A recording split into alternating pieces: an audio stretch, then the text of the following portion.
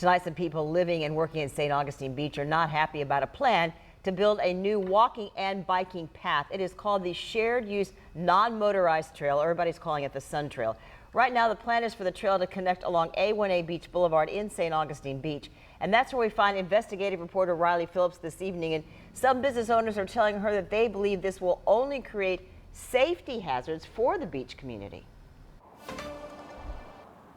Yes, Jeannie, and they even created a petition to try to stop it. The plan is to build the trail along this side of A1A where I'm standing along this sidewalk. Some business owners tell me that they believe this trail will only create more congestion, unsafe conditions for both cyclists and pedestrians. Others tell me, though, this trail is just what this community needs.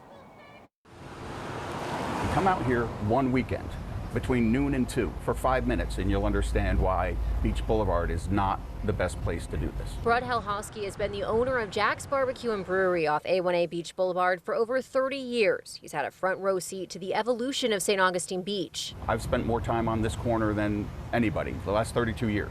And you know, it's busier and we have a lot more traffic. That's why Helhosky says he is not on board with the proposed A1A Beach Sun Trail that would be built right across the street from his restaurant. I don't think our visitors are going to realize what's going on. I think we're going to have safety issues. I think people are going to get hurt. The plan is to build a 10-foot wide sidewalk on the east side of A1A Beach, closest to the water, removing the existing sidewalk and shoulder. It will be part of the 260-mile-long Sun Trail that connects 5 counties, including St. Johns and Flagler counties. A planning study done by St. Johns County selected the A1A Beach route as the best option because of its access to commercial and beach activity centers, and it supports the county's transportation goals. Robert Samuels with the Friends of A1A Scenic and Historic Coastal Byway agrees. They will be passing through our business district.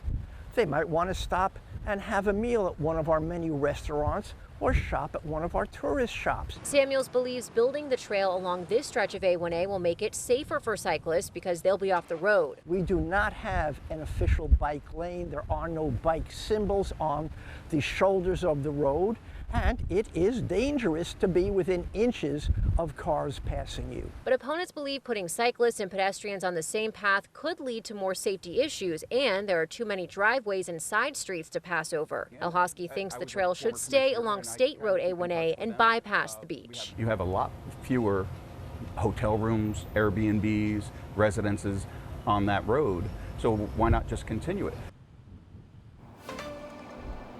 Now, the Florida Department of Transportation is providing the funding for this project. It's estimated to cost around $5.5 million. The goal is to start construction sometime next year, but St. Johns County leaders are still reviewing these plans.